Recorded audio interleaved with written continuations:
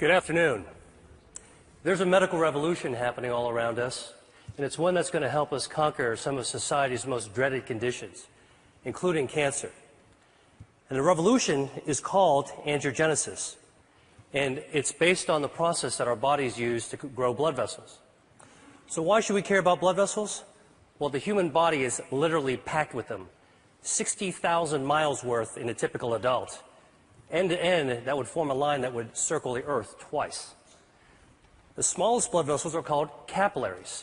We've got 19 billion of them in our bodies. And these are the vessels of life. And as I'll show you, they can also be the vessels of death. Now, the remarkable thing about blood vessels is that they have this ability to adapt to whatever environment they're growing in. For example, in the liver, they form channels to detoxify the blood. In the lung, they line air sacs for gas exchange. In muscle, they corkscrew so that muscles can contract without cutting off circulation. And in nerves, they course along like power lines, keeping those nerves alive. And we get most of these blood vessels when we're actually still in the womb. And what that means is that as adults, blood vessels don't normally grow, except in a few special circumstances. In women, blood vessels grow every month to build the lining of the uterus. During pregnancy, they form the placenta, which connects mom and baby. And after injury, blood vessels actually have to grow under the scab in order to heal a wound. And this is actually what it looks like, hundreds of blood vessels all growing towards the center of the wound. So the body has the ability to regulate the amount of blood vessels that are present at any given time. And it does this through an elaborate and elegant system of checks and balances, stimulators and inhibitors of angiogenesis, such that when we need a brief burst of blood vessels, the body can do this by releasing stimulators, proteins called angiogenic factors, that act as natural fertilizer and stimulate new blood vessels to sprout. And when those excess vessels are no longer needed, the body prunes them back to baseline using naturally occurring inhibitors of angiogenesis.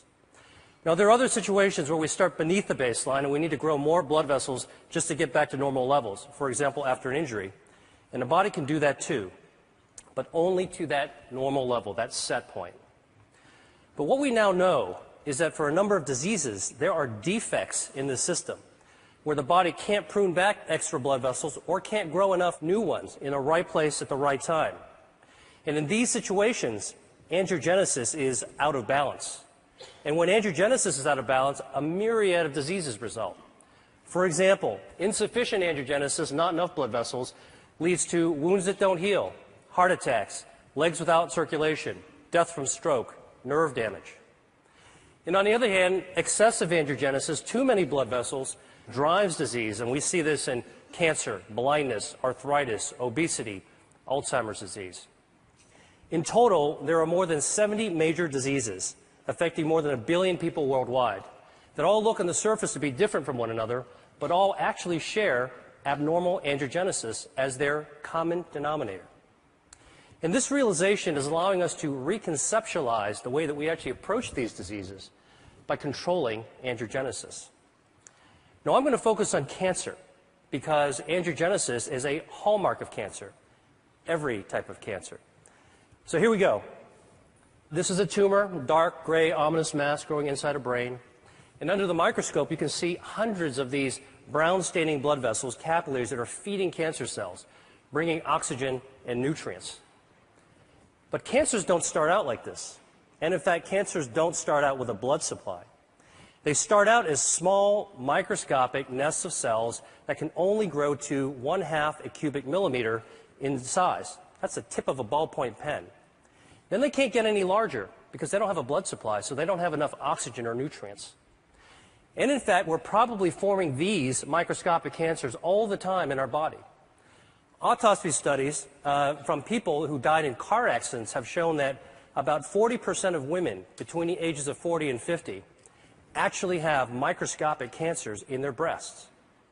About 50% of men in their 50s and 60s have microscopic prostate cancers. And virtually 100% of us, by the time we reach our 70s, will have microscopic cancers growing in our thyroid. Yet without a blood supply, most of these cancers will never become dangerous. Dr. Judah Folkman, who was my mentor and who was the pioneer of the angiogenesis field, once called this cancer without disease. So the body's ability to balance angiogenesis, when it's working properly, prevents blood vessels from feeding cancers. And this turns out to be one of our most important defense mechanisms against cancer. In fact, if you actually block angiogenesis and prevent blood vessels from ever reaching cancer cells, tumors simply can't grow up. But once angiogenesis occurs, cancers can grow exponentially. And this is actually how a cancer goes from being harmless to deadly. Cancer cells mutate, and they gain the ability to release lots of those angiogenic factors, natural fertilizer, that tip the balance in favor of blood vessels invading the cancer. And once those vessels invade the cancer, it can expand, it can invade local tissues, and the same vessels that are feeding tumors allow cancer cells to exit into the circulation as metastases. And unfortunately, this late stage of cancer is the one at which it's most likely to be diagnosed, when angiogenesis is already turned on and cancer cells are growing like wild. So, if angiogenesis is a tipping point between a harmless cancer and a harmful one, then one major part of the angiogenesis revolution is a new approach to treating cancer by cutting off the blood supply. We call this anti-angiogenic therapy, and it's completely different from chemotherapy because it selectively aims at the blood vessels that are feeding the cancers. And we can do this because tumor blood vessels are unlike normal healthy vessels we see in other places of the body. They're abnormal, they're very poorly constructed, and because of that, they're highly vulnerable to treatments that target them. And in fact, when we give cancer patients anti-angiogenic therapy, here, an experimental drug for a glioma, which is a type of a brain tumor, you can see that there are dramatic changes that occur when the tumor is being starved. Here's a woman with a breast cancer being treated with the anti-angiogenic drug called Avastin, which is FDA approved, and you can see that the halo of blood flow disappears after treatment. Now, I've just shown you two very different types of cancer that both responded to anti-angiogenic therapy. So a few years ago, I asked myself, can we take this one step further and treat other cancers, even in other species? So here is a 9-year-old boxer named Milo who had a very aggressive tumor called a malignant neurofibroma growing on his shoulder and invaded to his lungs. His veterinarian only gave him 3 months to live. So we created a cocktail of anti-angiogenic drugs that could be mixed into his dog food, as well as an anti-angiogenic cream that could be applied on the surface of the tumor. And within a few weeks of treatment, we were able to slow down that cancer's growth such that we were ultimately able to extend Milo's survival to 6 times what the veterinarian had initially predicted, all with a very good quality of life. And we've subsequently treated more than 600 dogs. We have about a 60% response rate and improved survival for these pets that were about to be euthanized. So let me show you a couple of even more interesting examples. This is a 20-year-old dolphin living in Florida, and she had these lesions in her mouth that, over the course of 3 years, developed into invasive squamous cell cancers. So we created an anti-angiogenic paste. We had it painted on top of the cancer 3 times a week, and over the course of 7 months, the cancers completely disappeared, and the biopsies came back as normal. Here's a cancer growing in the lip of a quarter horse named Guinness. It's a very, very deadly type of cancer called an angiosarcoma, had already spread to his lymph nodes. So we used the anti-angiogenic skin cream for the lip and the oral cocktail so we could treat from the inside as well as the outside. And over the course of 6 months, he experienced a complete remission. And here he is 6 years later, Guinness, with his very happy owner. Now, obviously, anti-angiogenic therapy could be used for a wide range of cancers. And in fact, the first pioneering treatments for people as well as dogs are already becoming available. There's 12 different drugs, 11 different cancer types, but the real question is, how well do these work in practice? So here is actually the patient survival data from 8 different types of cancer. And the bars represent survival time taken from the era in which there was only chemotherapy or surgery or radiation available. But starting in 2004, when anti-angiogenic therapies first became available, you can see that there has been a 70 to 100% improvement in survival for people with kidney cancer, multiple myeloma, colorectal cancer, and gastrointestinal stromal tumors. That's impressive. But for other tumors and cancer types, the improvements have only been modest. So I started asking myself, why haven't we been able to do better? And the answer to me is obvious. We're treating cancer too late in the game, when it's already established and oftentimes it's already spread or metastasized. And as a doctor, I know that once a disease progresses to an advanced stage, achieving a cure can be difficult, if not impossible. So I went back to the biology of angiogenesis and started thinking, could the answer to cancer be preventing angiogenesis? Beating cancer at its own game, so that cancers could never become dangerous. This could help healthy people, as well as people who have already beaten cancer once or twice and want to find a way to keep it from coming back. So to look for a way to prevent angiogenesis in cancer, I went back to look at cancer's causes. And what really intrigued me was when I saw that diet accounts for 30 to 35% of environmentally caused cancers. Now, the obvious thing is to think about what we could remove from our diet, what to strip out, take away. But I actually took a completely opposite approach and began asking, what could we be adding to our diet that's naturally anti-angiogenic, that could boost the body's defense system and beat back those blood vessels that are feeding cancers? In other words, can we eat to starve cancer? Well, the answer is yes, and I'm going to show you how.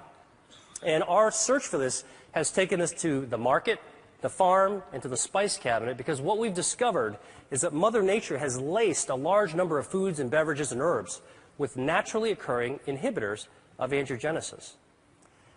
So here's a test system we developed. At the center is a ring from which hundreds of blood vessels are growing out in a starburst fashion. And we can use this system to test dietary factors at concentrations that are attainable by eating. So let me show you what happens when we put in an extract from red grapes. The active ingredient is resveratrol. It's also found in red wine. This inhibits abnormal angiogenesis by 60%. Here's what happens when we add an extract from strawberries. It potently inhibits angiogenesis. An extract from soybeans. And here is a growing list of our anti-angiogenic foods and beverages that we're interested in studying. And for each food type, we believe that there's different potencies within different strains and varietals. And we want to measure this because, well, while you're eating a strawberry or drinking tea, why not select the one that's most potent for preventing cancer? So here are 4 different teas that we've tested. They're all common ones. Chinese jasmine, Japanese sencha, Earl Grey, and a special blend that we prepared. And you can see clearly that the teas vary in their potency from less potent to more potent. But what's very cool is when we actually combine the 2 less potent teas together, the combination, the blend, is more potent than either one alone. This means there's food synergy. Here's some more data from our testing. Now, in the lab, we can simulate tumor angiogenesis, represented here in the black bar. And using this system, we can test the potency of cancer drugs. So the shorter the bar, less angiogenesis, that's good. And here are some common drugs that have been associated with reducing the risk of cancer in people. Statins, non-steroidal anti-inflammatory drugs, and a few others. They inhibit angiogenesis too. And here are the dietary factors going head-to-head against these drugs. You can see they clearly hold their own, and in some cases they're more potent than the actual drugs. Soy, parsley, garlic, grapes, berries. I could go home and cook a tasty meal using these ingredients. So imagine if we could create the world's first rating system in which we could score foods according to their anti-angiogenic, cancer preventative properties. And that's what we're doing right now. Now, I've shown you a bunch of lab data, and so the real question is, what is the evidence in people that eating certain foods can reduce angiogenesis in cancer? Well, the best example I know is a study of 79,000 men followed over 20 years, in which it was found that men who consumed cooked tomatoes 2 to 3 times a week had up to a 50% reduction in their risk of developing prostate cancer. Now, we know that tomatoes are a good source of lycopene, and lycopene is anti-androgenic. But what's even more interesting from this study is that in those men who did develop prostate cancer, those who ate more servings of tomato sauce actually had fewer blood vessels feeding their cancer. So this human study is a prime example of how anti-androgenic substances present in food and consumed at practical levels can impact on cancer. And we're now studying the role of a healthy diet with Dean Ornish at UCSF and Tufts University on the role of this healthy diet on markers of angiogenesis that we can find in the bloodstream.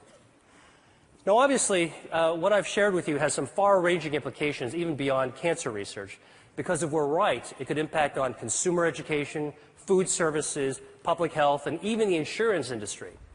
And in fact, some insurance companies are already beginning to think along these lines. Check out this ad from Blue Cross Blue Shield of Minnesota.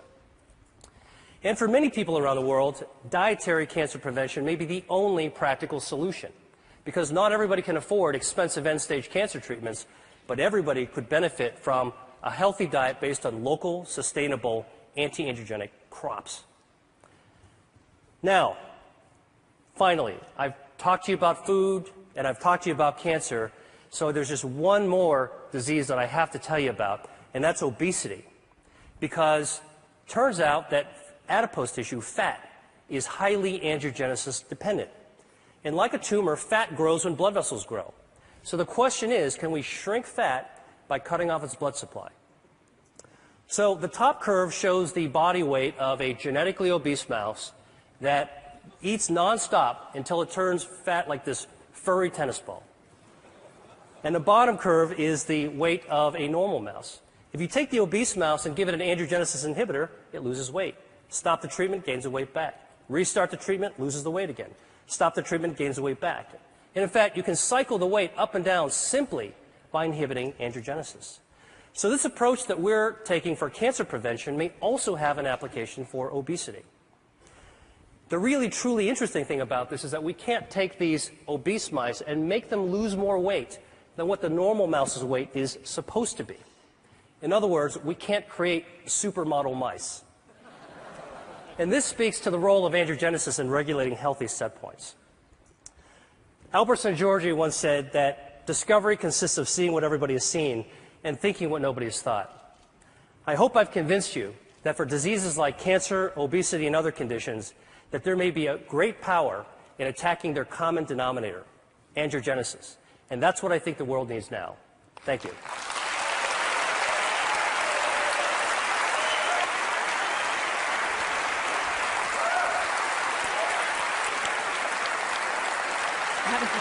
So these drugs aren't exactly, they're not exactly in mainstream cancer treatments right now. For anyone out here who has cancer, what would you recommend? Do you recommend pursuing these treatments now for most cancer patients? So there are anti-androgenic treatments that are FDA approved. And if you're a cancer patient or working with one, advocating for one, you should ask about them. And there are many clinical trials. The Angiogenesis Foundation is following almost 300 companies. And there's about 100 more drugs that are in the pipeline. So consider the approved ones, look for clinical trials.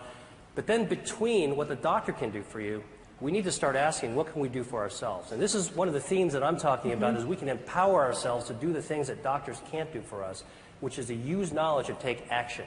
And if Mother Nature has given us some clues, we think that there might be a new future in the value of how we eat. And what we eat is really our chemotherapy 3 times a day. Right.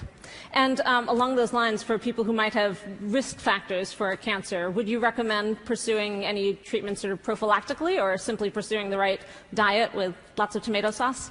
Well, you know, there's abundant epidemiological evidence, and I think in the information age, it doesn't take long to go to a credible source like PubMed, the National Library of Medicine, to look for epidemiological studies for cancer risk reduction based on diet and based on common medications.